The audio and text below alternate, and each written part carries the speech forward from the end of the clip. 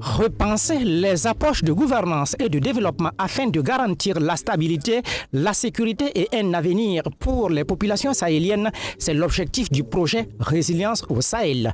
Il est initié depuis 2021 par ONU Habitat, le programme des Nations Unies pour les établissements humains et le PNUD, le programme des Nations Unies pour le développement financé par le gouvernement suédois.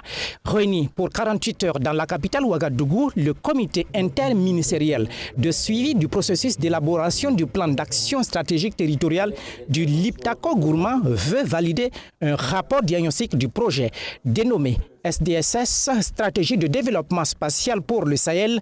Il servira d'outil pour définir les projets prioritaires de la zone du Liptako Gourma. Le projet Résilience du Sahel est de développer une analyse, une évaluation régionale complète de la résilience urbaine et à aborder les aspects de la crise liée aux catastrophes, au climat et aux conflits grâce à l'application d'outils de planification participative spécifiques, tels que le cadre de développement spatial, par une approche territoriale intégrée à différentes échelles, régionales, nationales et locales.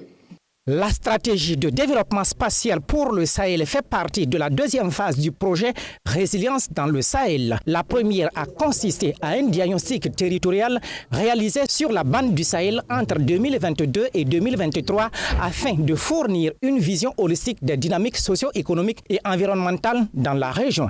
Cette nouvelle phase vise à traduire donc les objectifs concrets adaptés aux pays concernés que sont ceux de la Confédération AES, se réjouit le secrétaire général du ministère de l'économie. Cette stratégie qui adopte une approche territoriale intégrée a pour objectif de soutenir les décisions stratégiques sur le terrain en définissant clairement où et pourquoi intervenir pour réduire les vulnérabilités, renforcer les efforts humanitaires et consolider les processus de paix en cours.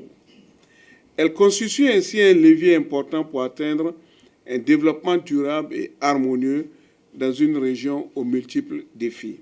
Cette rencontre a marqué l'installation des membres du comité interministériel de suivi du processus d'élaboration du plan d'action stratégique territorial du Liptako Gourma en sa section Burkina Faso.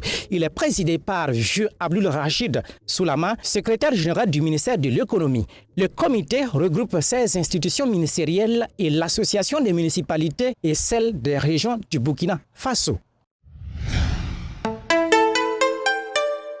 Truy TV, la télé interactive.